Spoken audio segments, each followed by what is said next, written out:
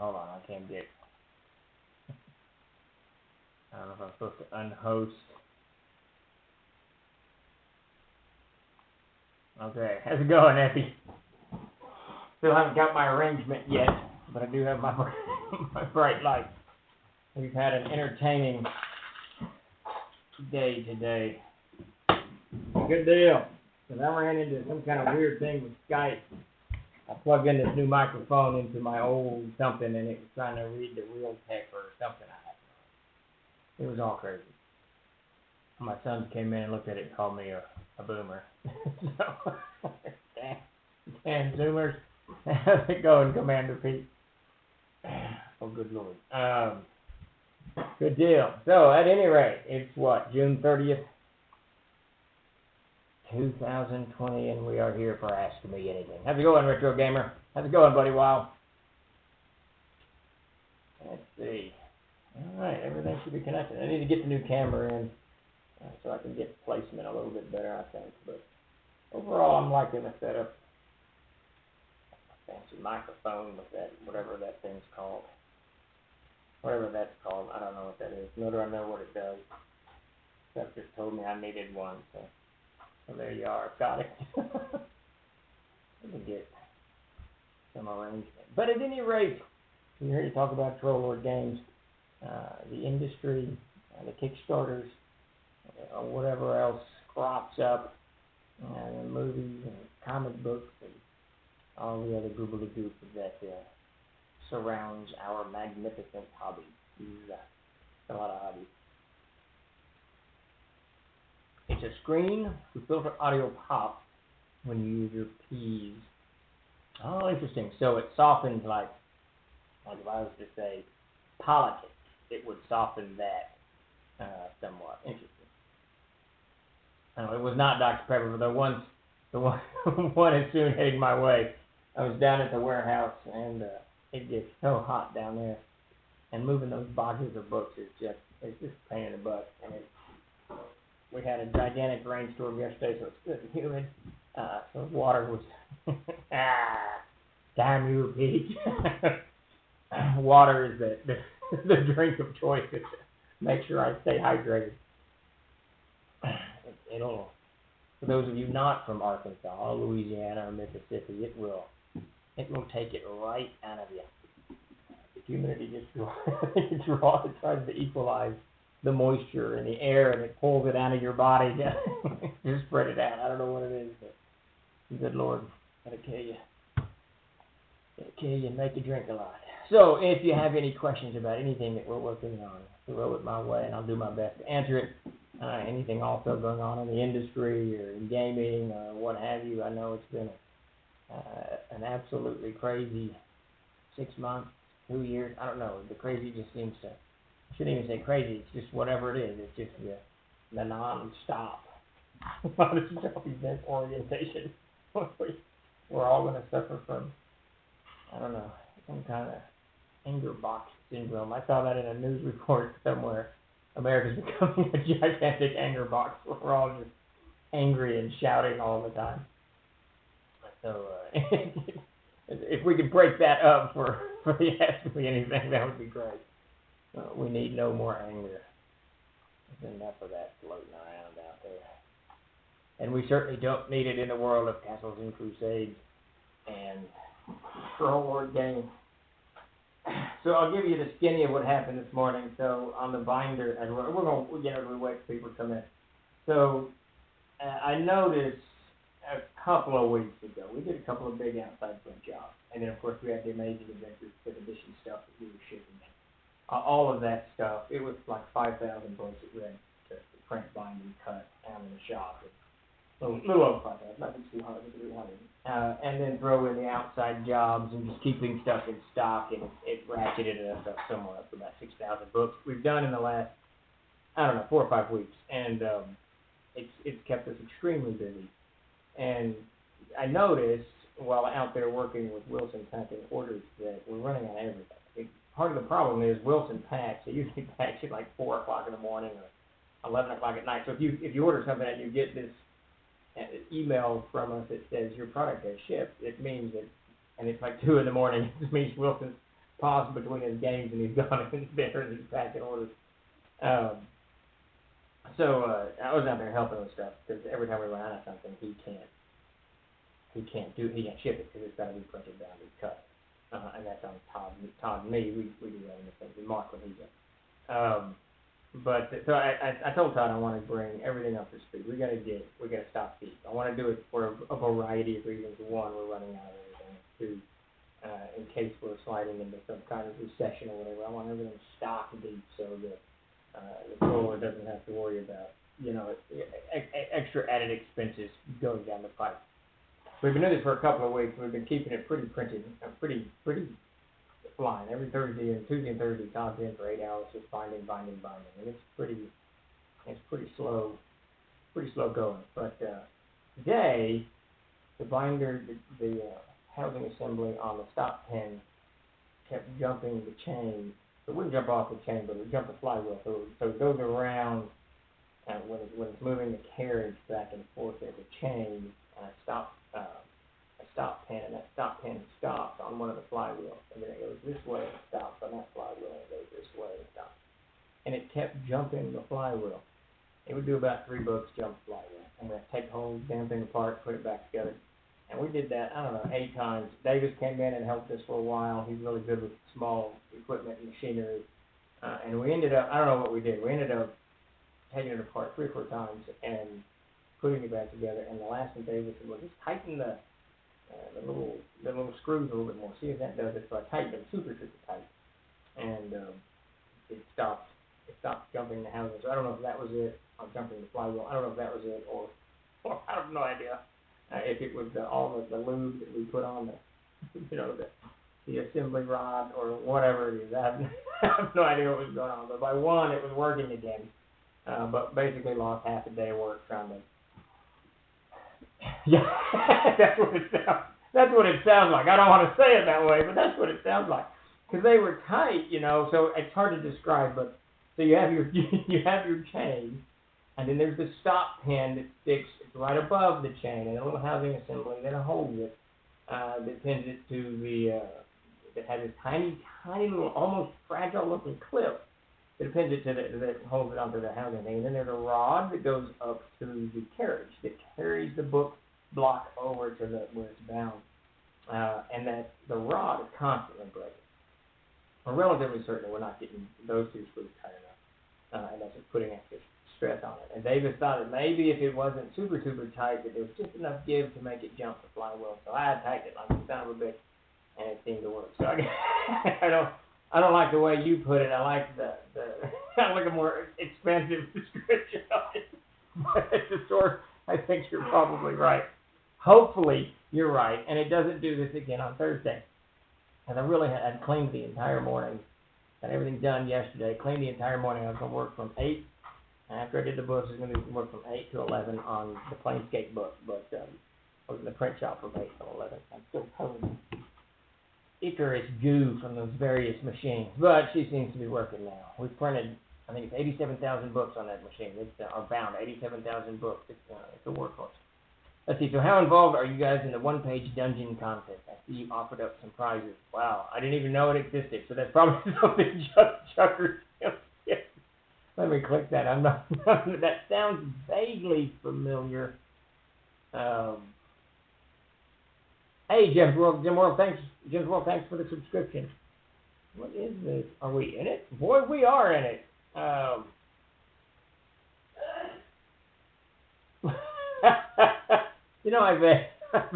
vaguely remember that. Thanks, Jim. Much appreciated. I vaguely remember this like a long time ago. Interesting. I'm guessing Tim or Chuck got us hooked back up into it, which is cool. So I don't know anything about it. Now, to answer your question, absolutely nothing. I'm not certain. So we clearly should promote that. What adventures are in there? It's wow, it's no adventures at all. It's the whole kick and caboodle. Okay, yeah, I see a subscription for World Anvil in there. This is a Timism. This is a Timism or a Chuckism that has hooked us up into this thing. I'm becoming slowly divorced from the digital side of the company. Tim and Chuck manage all of that. which is okay, because me and computers, you know, as you all know, we vaguely get along occasionally, but frequently we don't. So, did you already answer that, Tim? That's Tim. We've been doing it for a year. There you go. Yeah, we probably should have more company meetings where we sit down and discuss what's going on. There's too much going on for all that crazy. Yeah, that's very cool. Yeah, we do need to promote that, Tim. We need to get it up in all over the place. Thanks, Blood Wild, for the stuff. Very much appreciated. Yeah, there's so many things going on. We've got the Humble Bundle, I think, closing today or tomorrow. It may have closed yesterday. I know it's down to its last hours on that. We've got the Kickstarter going on, and clearly we got dungeon content. Just got an email from RPG Crate that they want to get more of our books in a crate thing.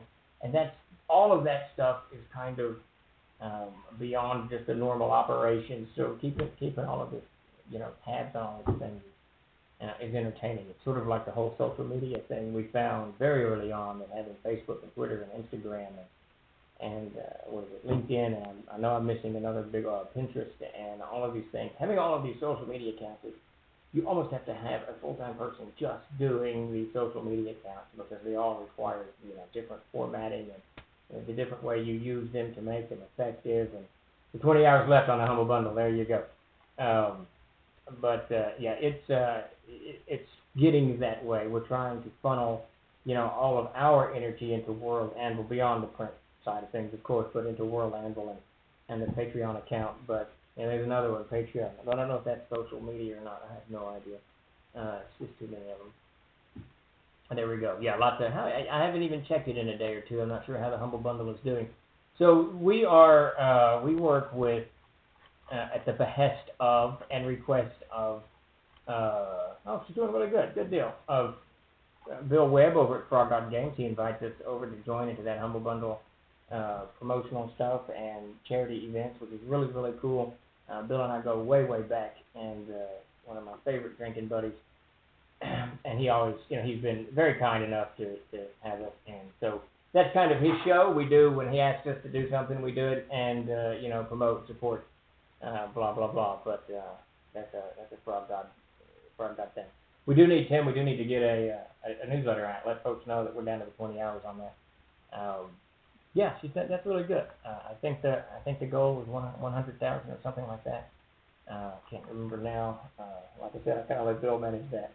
So I'm just pretty much letting other people manage stuff, and I'm just kind of hanging out. So hanging out, fixing the binder apparently is mostly what I'm doing.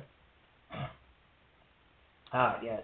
Let's see. Quick question about the CKG Kickstarter. Will I be able to up my pledge when the backer kit? Absolutely. So we'll get that on. I think Tim is actually moving that stuff to backer kit. It took my brain. One of the things that I don't want to do is charge people for shipping before we're ready to ship. You know, I don't want to do any of that. And a couple weeks before. And so we've always kind of held off and waiting until we're at the printers to actually open backer kit up. But it didn't occur to me until later that we don't need to wait that long. We just need to get the shipping modules set up, and everybody could go in there and do the whole thing. So I believe that Tim worked, I don't know, a couple of weeks getting everything up on backer kit. And last time I was up at his place, he was working on the CKG. I think we still got to do the shipping, I'm guessing. But I'm hoping to get the backer kit for that opened up pretty soon, so you can go in, make any adjustments that you want, and then next year when we're ready to actually roll out, that's when we'll actually charge the cards. But everybody can get instructions. That is sort of the idea. Speaking of shipping, how are things looking for us poor EU customers? Man, I tell you, that shipping modules to EU, glad I could help Bloodwild, but it should be very soon. Those shipping modules to the EU drive me absolutely bonkers. So there's something, because we do such volume, there's something called Global Post. It's a company that we can ship to. So if it's under, it gives us a hefty discount. It's like a 20% discount, I think. Well, take a $45 charge and turn it into like a $28 charge, so whatever the hell that is. But that's under 4 pounds. And then over 4 pounds, it hits that zone of anywhere between 36 and in Australia, it's absolutely obscene. The average to Europe, I think, is about $80. If you can get it 3 inches of boxes, then you're in the shipping, the flat rate, medium flat rate box. but even that, it's just crazy expensive. So the two options are this that we have found, because we're hoping Global Post expands theirs beyond the 4 pound rate, but I'm guessing that they're not anytime soon. There's a holding company that'll do it for us, and they're promising us really cheap rates. My problem with that is we won't have charge of the shipping or the packing, and they've sent stuff to me, and it seems to be packed pretty good. But we've been down this road before, and the boxes that were shipped overseas, books were getting damaged constantly. We had to replace a lot of it, and we eat a lot of money when we do that. It pains me to ask someone over in Europe to pay another $60 because it was damaged en route. One of the things we've started to do to kind of stop that when we pack, if it's a lot, I try to put it in a box, make sure it's put in a box, and then put in a larger box surrounded by peanuts. So it's got our normal packing plus peanuts on top of it.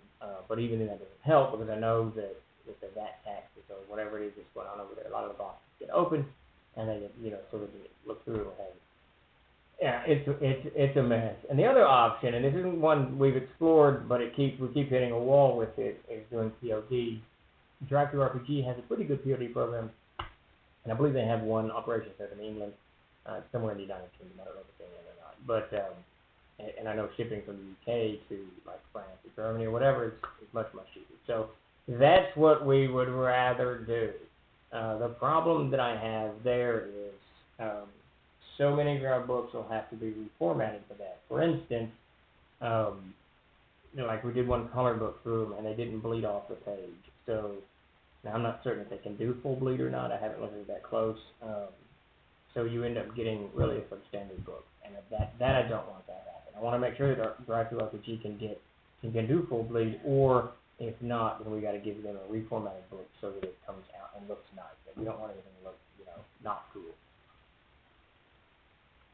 So that is I recently had a premium book via POD and it arrived with a dented corner in the package as well. That's the thing, Commander Steve. I mean, this is what happens, to let you kind of know from our end, and this sucks for us and you.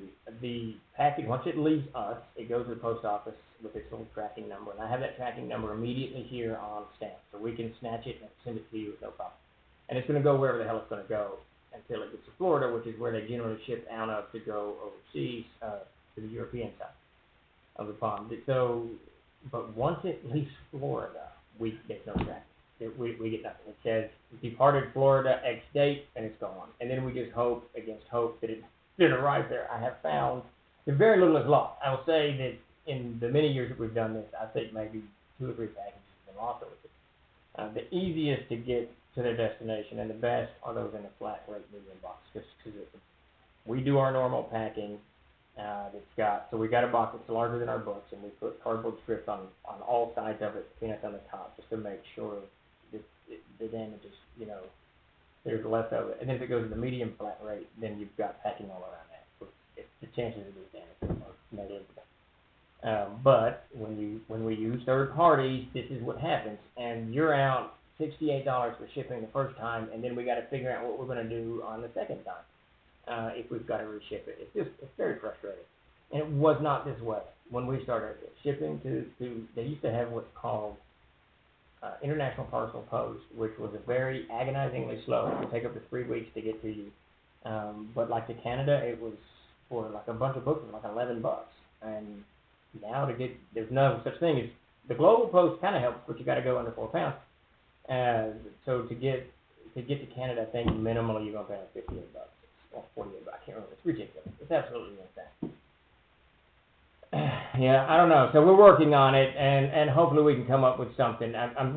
We need to look harder at this third party, because, like I said, I had them ship books to me, and they were well packed, and they shouldn't have gotten damaged. So we need to look a little bit closer at that. Maybe that'll help that. I've always received expertly packed out of CLG. I appreciate it. Thanks, Ultra Magnus. We really do try to go. We really try to go pack deep, because, and it's not. Look, Davis. I did not, but Davis worked at the post office, and the amount of packages going through the post office is obscene. It's insane. So these guys are tossing packages and moving them. We get it. I mean, we understand the frustration and the exhaustion that the postal workers have. That's I take a load of books to the post office, and I'm exhausted, so I can't imagine doing it every day for 5 days a week. It would be crazy. So I get it. They're tossing packages around and they get dropped and they get whatever. So that's why we try to mitigate it, because it's crazy. I absolutely am a bibliophile. I'm sure some of you have seen pictures of my library in there. I've got 5,000 hardcover books. I'm very happy with my books, and I do not like them damaged. It's why I'll never order a book from Amazon again, ever. I ordered one accidentally from Amazon. I told my wife I wanted this for whatever, Christmas or something, and I sent her the Amazon link, not thinking to tell her to go to Barnes & Noble and get it from Barnes & Noble because they pack properly. She ordered it from Amazon. I got the book and it was all ways or something. I made it for that. And then I get this weird kind of thing where I can't send it back because the book is now part of the family. So I got this banged up book on World War I that I will eventually read. I'm going to tell you a trick that I discovered. So I buy lots of books online now. They do not, man. It is absolutely crazy. We actually are return books, so we sell a lot through Amazon, and we get returns every 3 or 4 days. They'll send something back, and they'll take this book. So what they do is they do it on consignment, and if they don't sell, they'll order 5 or 6 a week, and then if they don't sell it, in a month or two, they'll send it back. And so we get returns pretty consistently, 2 or 3 a week, and they will take any soft cover book and just drop it in an envelope and send it. So by the time it gets here, the post office has no idea what's in that. By the time it gets here, it's manual, and it goes right into the scrap heap in the print shop, which is Amazon's very frustrating too. It's very frustrating company to work with. But so a trick I learned on ordering books. I order a lot of books online now. I read whatever interests me. For instance, now I'm reading a lot of histories of the Congo. And there's no histories of the Congo in my local B&N. Plus, there's a pandemic on. I don't even know if they're open. I have no idea. So I get online and I'm ordering these books. But I don't like to get softcover books. It kind of drives me nuts.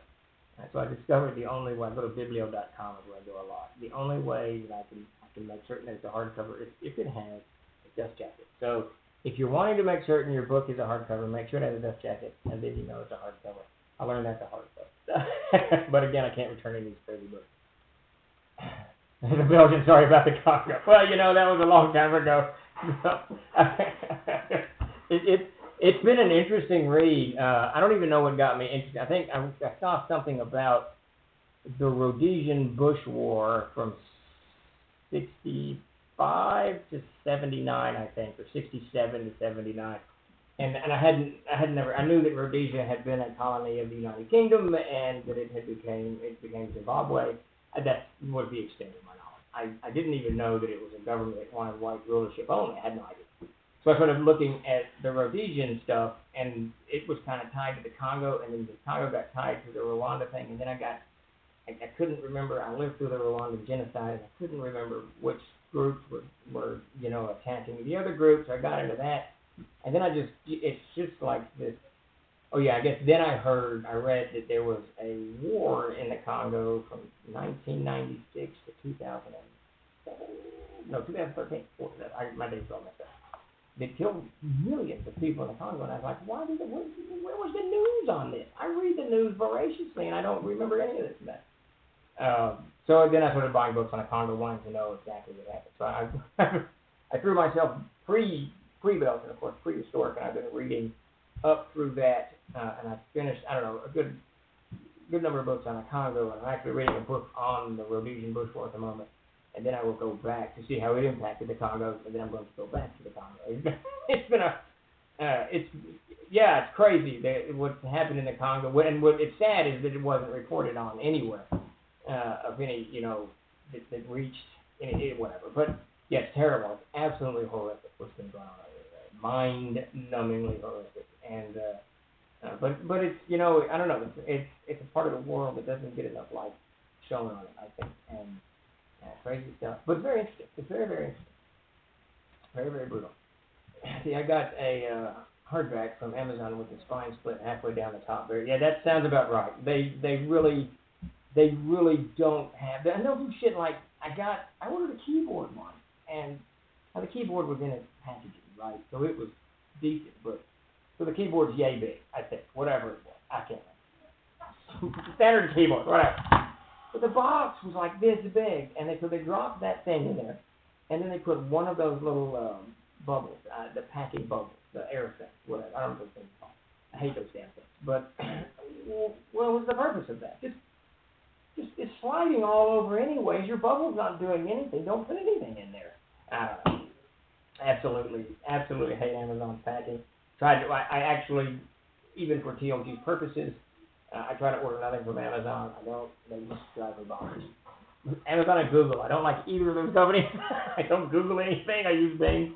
Let's see. Did you read the Gulag? Oh, thanks for the subscription, 42 data. Much appreciated. Did you read the Gulag Archipelago? I haven't been apparently. Yeah, I know of that book because Davis read that. Because that's Soviet history, right? Yeah, there's absolutely. Yeah, you don't want. The amount of death that came out of the Soviet Union is nothing short of stupefying. It is absolutely nothing short, and it went on, obviously. And sadly, for one of the world's richest, Kansas, Nebraska, Dakotas are some of the richest agriculture on the planet. The Ukraine is right there as well. Yet the Soviets couldn't feed themselves. It's just a horrible epic in our species' history. Let's see. Oh, thanks, Night 5150. Very much appreciated. I'm gonna check that book out though. I do this weird thing. I'll see something on a movie or a television show or on YouTube or just in the news, and I'm like, I don't know anything about that. So I'll go online and try to find some books, and I'll buy them. And it's just like that Rhodesian bush war. I had no idea about the Rhodesian bush war, and I just want to know about it, and I just dive into it and start reading it. I actually got sucked into quite a bit of Romanian history last year with. I saw the video of them executing. I cannot say his name. Clemenceau or Clemenceau? No, that's the French premier in World War One. I can't remember the. I cannot remember the head of the Politburo in Romania, whatever his name is. When they executed him and his wife after like a 15-minute trial after the relatively bloodless revolution that overthrew communism in Romania. I got sucked into that, so that's close to your Gulag Archipelago. I can't say that word. The things done were absolutely true. I tried to give you copies. Well, I'm surprised you didn't give it to me. I usually take books, but it was probably paperback. Tim. You gotta give me a hardback. I really like the hardback. I don't know why. Sadly, the little bitty paperbacks that we all read when we were younger, science fiction, Elvis and Tarzan and whoever. Yes, that's the fellow. Nikolai Čiesescu. My Slavic is not very good. Wait, are Romanians Slavic? Romanians might be Latin. There's something weird about Romanian. I pronounce it Ceausescu. We're going with Vic Danger 21 for Ceausescu. That sounds very, very right. That sounds very right. Ceausescu. There you go. But there's something about the Romanians because the Romans colonized Romania right during the Empire. So are they Slavic or are they Latin? I can't remember now their ethnicity. It's been too long since I wandered around the ancient history of of that area. I like that. Ceausescu. Very good. See, now, why can't we just spell it like that in English? It would make things much easier. Just put some dashes in there and move on. Everyone will be the wiser for it, I guess. Or something like that. But at any rate, if you give me a hardback, I'm likely to keep it soft covered. Oh, what I started to say is the little fiction books. They're just too. This font's too tiny. I can't read it with my Bible. Very cool. Very cool. All right, well, any questions? So we've obviously digressed into wherever we are now, from Romanian history to the Congo and everything else. But if you have any questions about Troll Lord Kickstarters, whatever, I'm Steve Chenault, General Manager and CEO of Troll Lord Games. We do have. I can't put it out yet. Let me see. I got the email return. We got some really cool news floating down the pipe. That I signed my end of the contract. They have not responded with the time, so I can't say anything yet. We got some cool news floating. Hopefully by next week, maybe by Thursday. Hopefully by next week we'll have that rolling out. We're very, very excited about that. And I think everybody who is a fan of our hobby will. Well, you know, it's funny you should say that, Bloodwild, because literally when this stream started, Brian Young, who I've got to get a check to, Brian Young sent me the Korean Codex, and I believe, so he's, so he's gone with the Latin, of course, to stay, I assumed this is the Latin, to stay with the thematic nature of the mythological series, but he sent over Korea and China. So it's the Codex Koreana, and I'm going to butcher the pronunciations, and the Codex Cenarium, which will be the Chinese and the Korean. I'm very interested to get into both of these. I have the total knowledge that I have of Chinese mythology and Korean mythology is less than zero. It's like that movie, less than zero. I have not. What was the movie? Crouching Tiger and Hidden Dragon? Crouching something, right? That's it. That's the total sum of my knowledge. So I'm very interested to dive into these. These should be very, very cool. But yes, they have both landed in my Skype inbox or whatever dialogue box right here. I need to download them and let Brian know I have them. Lots of 5e stuff. Looking forward to more CNC. Yeah, so the Monsters and Treasures of Air 5th edition is on Kickstarter now. That Kickstarter ends in like 12, 14 days or some such business. And after that, I'm not going to say we're done with 5th edition. That's not the proper way to say that. But we are going to do a major seismic shift off of conversions and whatnot and go and dive headfirst back into Castles. It's really what I've been, I've mentioned this a few times, it's really what I want to be working on around here is the Planescape and the Gods and Monsters. I managed to get some chunks in, but there's just a lot that I want to do. And I know Davis he wants to get the NPC book wrapped up so he can dive into that too. So we're fixing to go all CNC, literally, this Kickstarter. The nice thing about this book, it's going to be 5th edition. It's written, it's converted. The only thing that we need to be done is a type edit and then colored art and layout and we're done. So it should not consume a lot of our energy. We really did it to round out the trilogy for those 5e fans who are playing in the World of Air. They now will have the Monsters and Treasures of Air. They can kind of deploy all of that into their game. Once done, we are diving full head back into Castles and Crusades with the Planescapes being our primary focus. And building, of course, the world and whatnot. Romanian is part of the Eastern Romance, sub-branch of Romance languages, a linguistic group that evolved from several dialects of Vulgar Latin was separated from the Western Romance languages in the course of the period from the 5th to the 8th.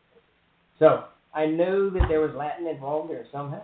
Ethnically, though, are they Latin or are they Slavic? I'll bet you ethnically they're Slavic, but their language, I don't know, maybe they're ethnically Latin. I don't know. Check that out, Tim. Are they ethnic? What is the ethnicity of Romania? It's going to be Ruthenians, Romanians, Bulgars, Serbs, Magyars. It's going to be a whole lot of ethnicities in that, because Romania is a very large country in Central Europe, or South Central Europe. Let's see, where are we at? Yes, more CNC. Are you going to be putting stuff on the Foundry? Okay, so I'm not sure what the Foundry is. I think they're Slavic, but they really jumped on the Roman bandwagon. So that makes sense. So my guess would be a Slavic population that was whose language was Latinized, whose language was Latinized when the Romans conquered it. First century AD, I think, somewhere around there. I can't remember exactly what. First century AD. Is it Tiberius? I think it's Tiberius. It's just been too long. Probably so then. So Tim is heading up all of that stuff on World Anvil. So I'm guessing Mac is shooting me questions about the Castle Keeper's Guide. He's doing the edit on that. I'll get to that soon. So, okay, Romanians are all, for all intents and purposes, Slavs. That perfectly makes sense. It's probably a very tiny Italian, Latin community, some whatever genre. That's not the right word at all. That's not the right word. There's an NPC book. Yes, it is definitely there. A little joke. I love that. Will you and/or Davis be playing in any CNC games with the virtual Ray.com? I don't think so. Well, I don't know. That's the second I've heard of that. I'd have to get with Chuck. Chuck and Tim are kind of telling me where to go and what to do on the online stuff. So if they've got me hooked up, I'll definitely get into it. But as it stands right now, not. I do intend, I'm hoping this week, to get into Discord and just run a couple of hours for just a game for a couple of hours, so we all kind of, whoever's there can get in and we can just kind of game it. I'm not going to do a platform. I'm just going to do it on Discord cameras, and then we play like we're sitting at the table. I've really got to take the time to learn Fantasy Grounds, Roll20, and Foundry, which I clearly don't know what it is. Grandma's a great Disney character for Foundry. But keep me yeah, I know that story. And every time I lay out a plan to do X, Y and Z come in and kick X in the, you know, the nads, and X goes down, and I'm focused on Y and Z. It's just the way it is, I suppose. It's the way it's always going to be. It's good. You know, I've worked for TLG for a long time, and there have been times where there has not been a lot to do. So, so we welcome to staying busy as much as we complain about being too busy. And you can never be too busy. That is my test, especially in these crazy days. We've been using Discord for our virtual games, and it's done well for us. Yeah, I did one at Gary Con. I may have done two. I don't know. It doesn't matter. I did some via Gary Con, and I really liked it. So, and I was trying to explain to Chuck, and I think we talked about this a little bit last week, that the way I run a game, I don't really like doing a lot of props, like miniatures, battle maps, and stuff like that. I may throw some M&Ms on the table or popcorn or what have you, and your characters are here and the monsters are here. But I'd rather do descriptive text as opposed to too much, you know, video. And that's going to be, I'm going to start with that approach when an online gaming, not distract my style with the fantasy games. And hopefully, and Chuck and Tim have both kind of proposed ideas of the way that all can be integrated. So what I need to do is just get online, start gaming, get comfortable with it, and make it part of my regimen of, you know, of the way I game, and then we bleed in we focus at the top, whatever platform it is. That is the plan, so we'll see, but I'll try to get up to it. Let's see. I haven't played virtual D&D since the late 90s in my RC, though I've been eyeballing Astral and need to figure out which one would be easiest for a heavy homebrew GMP2 game. Yeah, that's kind of, I guess a lot of it is how you game, you know. Chuck likes a lot of props, and I thought, you know, this is where you are and stuff, and that's cool, but I don't. So a lot of it's going to be kind of just how you do it. How much fun we've got in the crazy, the rotating concept. 42, I'm easily distracted, clearly. Discord invite, there you go. Yeah, found you with a link to WA, I've been ready to switch. Very cool, very cool. Yeah, I gotta get brought up to speed. Honestly, we're getting Amazing Adventures out, and now Codex Ecliptium and Codex Telparm. I want those. We've still got bits and pieces to do. The miniatures, I've contacted Reaper Creators of the miniatures. I want these things done so that I can just focus back on where the company's going, the development that him and Chuck have been doing. You know, sans me, getting the print shop squared, getting the mailroom squared, and then the writing, of course, buttoned up. There's so many things going on, and what's not out of the pandemic is horrible, it really is, but we're watching things change, and all of this stuff is becoming, those of you all who are very skilled in online, you know, interaction, and gaming and whatnot, to you it's second nature, but it's now going into the, you know, the broader market, to the broader spectrum, and more people are doing it. You know, I mentioned this back in March, that we're fixing to see a seismic shift in the way people live and the way we interact. And we are full bore into it, and I think that it's a good thing. It's fun. I'm a huge fan of social distancing before social distancing was a thing, so it works for me quite well. Since we have been playing virtually, I have cut way back on props. So it really, that's kind of what when you're trying to focus on making Fantasy Grounds work or making Roll20 do this or get the map or get the whatever. You take away from the descriptive text, and you know, one of the things I talk about this a lot in Gene Scripted Trade. I like to describe what's going on, and I know that everybody at the table, the 5 or 6 players that I've got, they all see something differently, right? They interpret my description differently, and I'm okay with that, so long as the reactions are within the parameters of what I conceive of what's going on. So I as soon as you throw a prop in there, you can't deviate. Like I ran them through this kind of haunted house type thing for a couple of games, and I described it X, Y, and Z, and then at the end of it, I showed them the picture that was the inspiration for the house, and everyone, Todd, the media, was like, you didn't describe anything like that.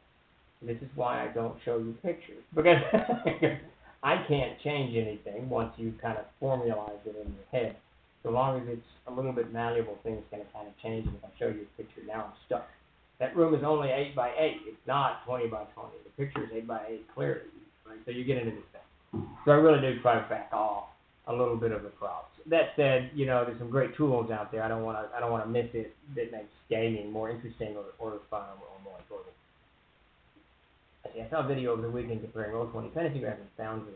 The selling point for Foundry seems to be more community-developed integration with D&D Beyond, which is not something that everyone subscribes to, nor has any interest in subscribing. That's interesting. I'll have to really look at this Foundry. I'm vaguely familiar with Fantasy Grounds and vaguely familiar with Roll20.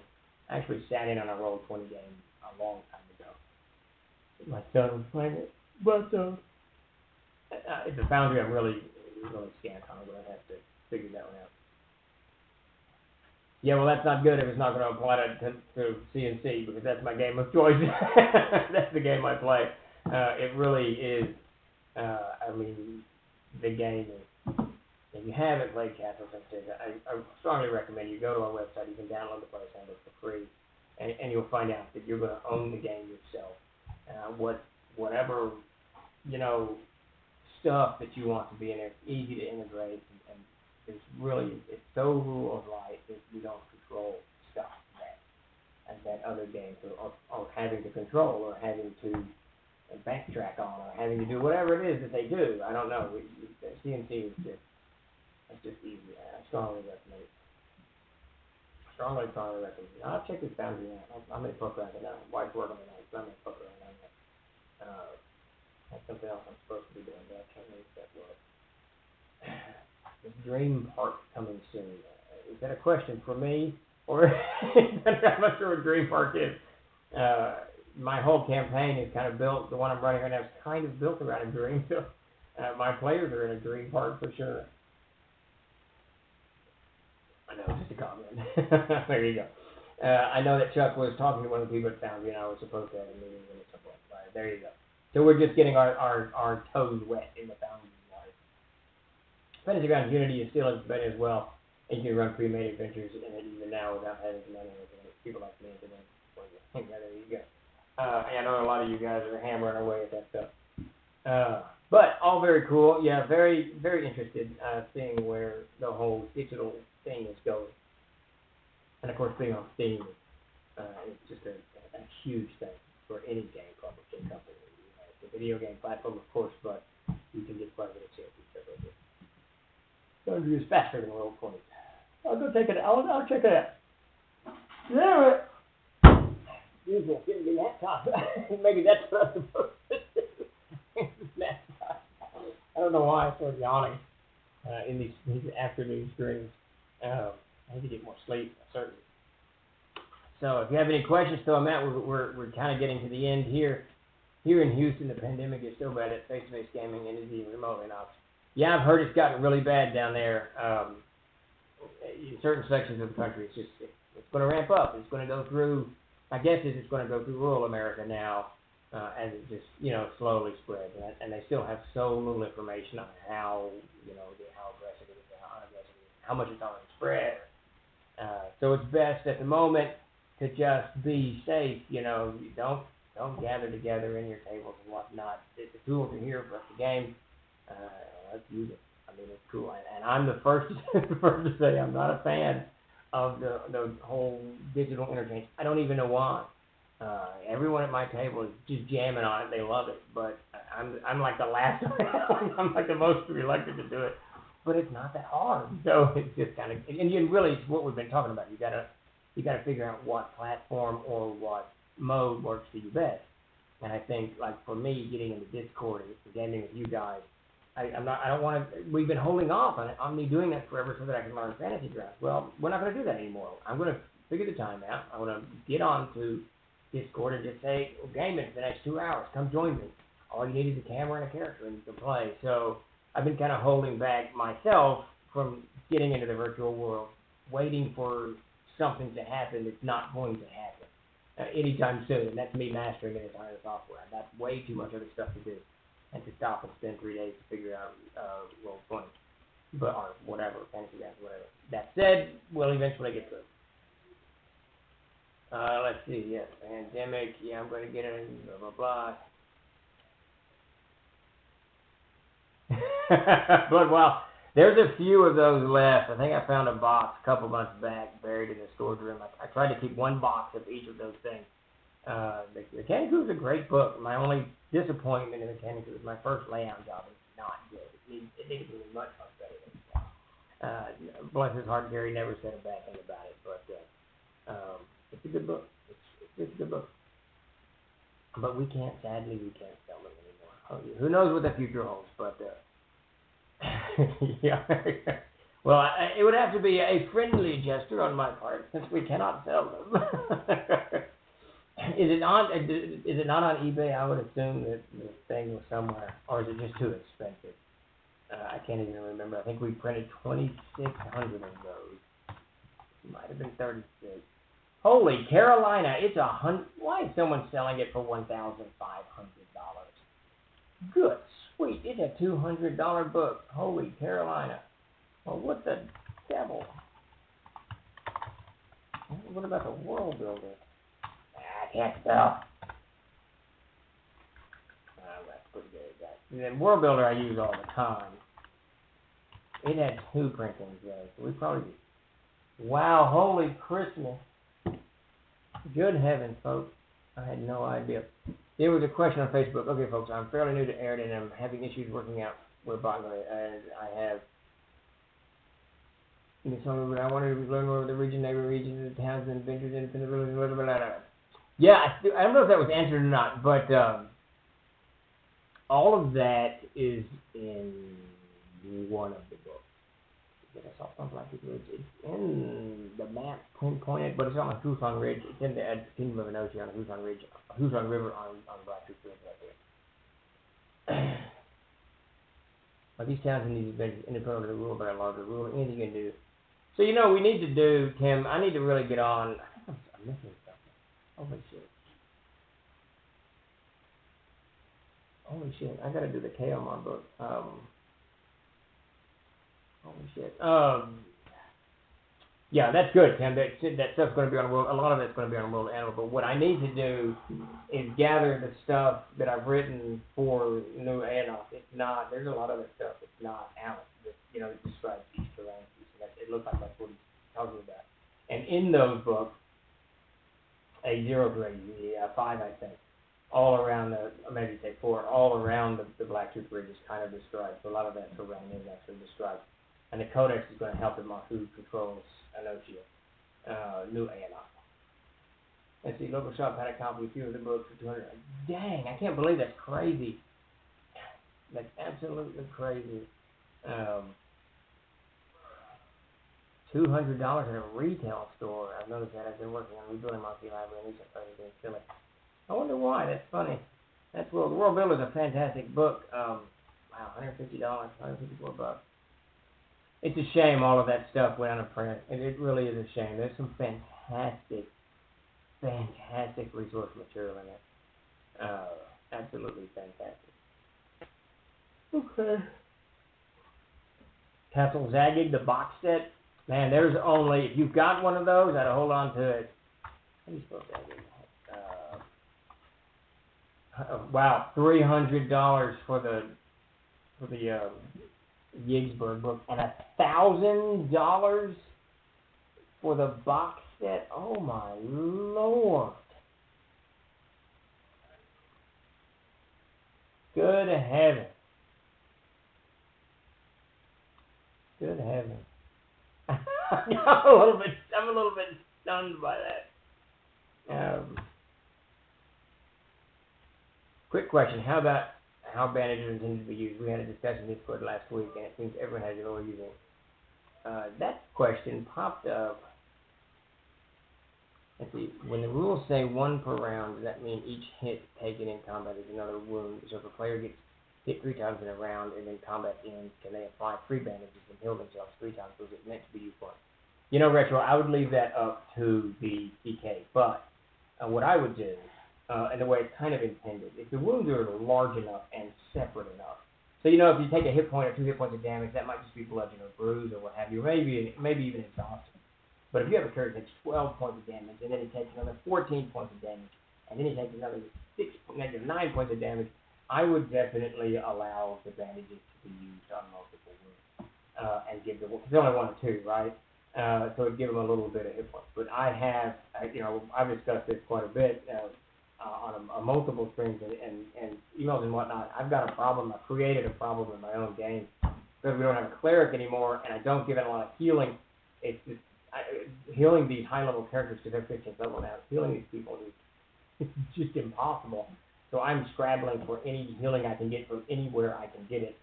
So I would definitely have that spread out per wound. Now, if the wounds are small, I wouldn't, but for larger wounds, I would definitely allow to spread it out without a doubt.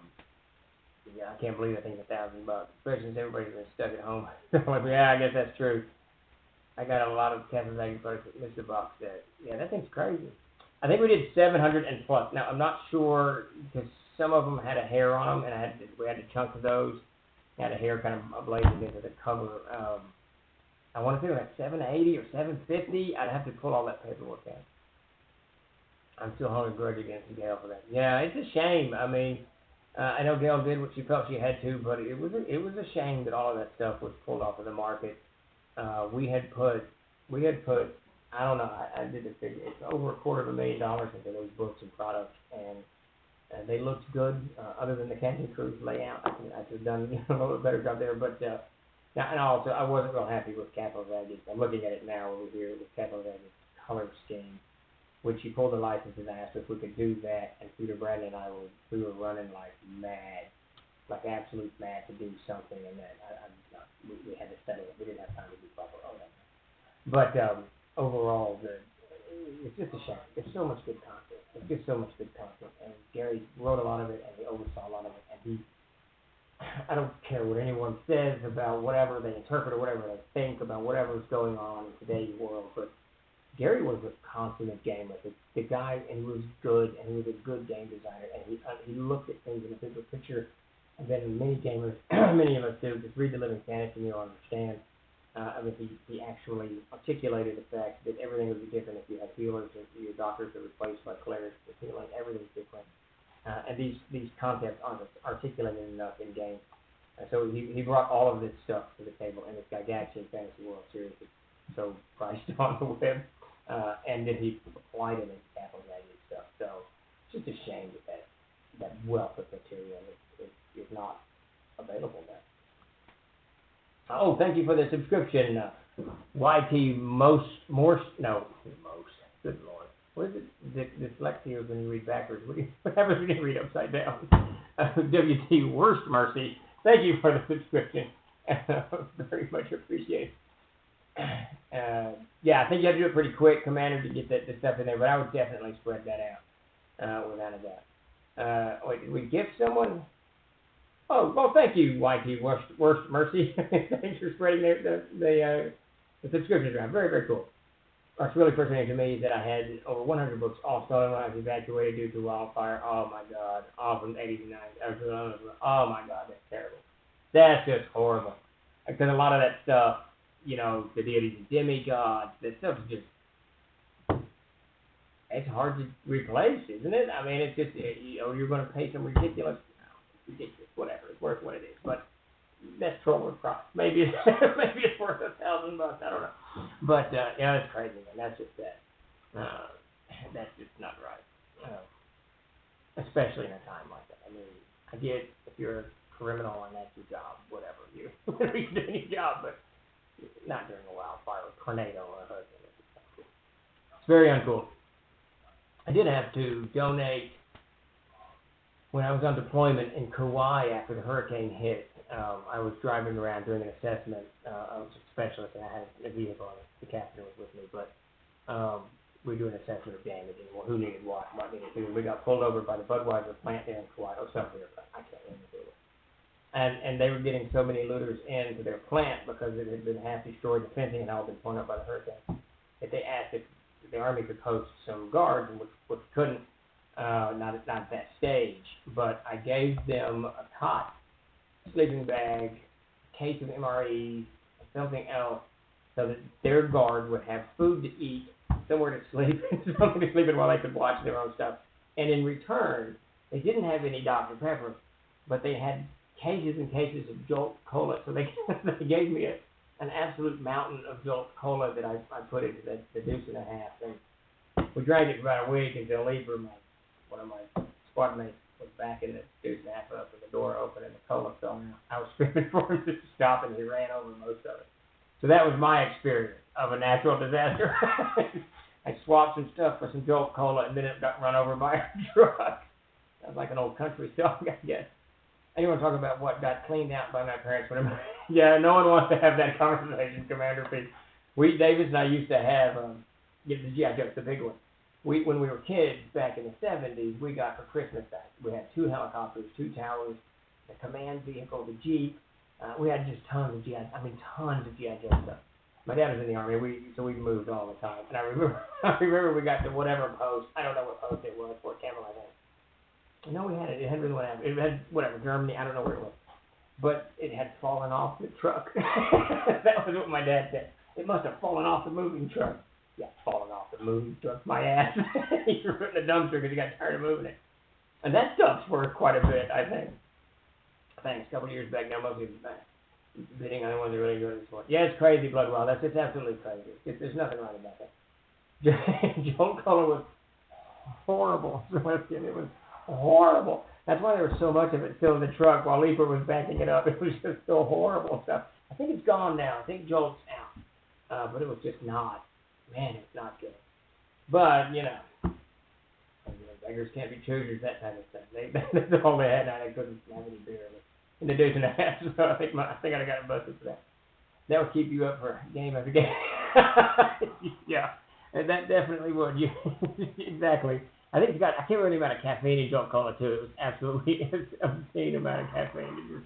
Man, it was like water with, I don't know, oil poured into it. Caffeine, I have no idea. I'm not sure how much I drank. A little bit, but it was not good. And as you all know, I'm kind of a Dr. Pepper connoisseur, so I rarely go off the Dr. Pepper wagon. I'll do without before I drink Coke. I do like Coca-Cola on ice, but crazy, absolutely crazy stuff. Yeah, a long time ago on that. That was an interesting deployment there. That was back in '92, '93, I don't know, something like that. And the Marines decided when we were, the military was asked to help do a little cleanup. The Marines decided to use this as an opportunity to invade, to do an invasion. And I don't know what section of the beach and for why they picked up. When they go in, the Marines go in, they go in with heavy equipment to build all kinds of crap to get the equipment off their boats. I flew in on a Chenault, so mine was really easy. But those Marines yanked up a good chunk of beach and dumped it in the ocean to make room for their stuff. And the governor of Hawaii was beyond furious, just absolutely beyond furious, that they had destroyed, I don't know what real estate in Hawaii is worth now, but back in the 90s it was worth a lot. And I'm sure it's a lot now. Taking it and dumping it in the ocean is not, it's not what anyone wants to do. I remember that regretfully, yeah. I got a lot of it on deployment and for trading some gear for some guards at a Budweiser plant.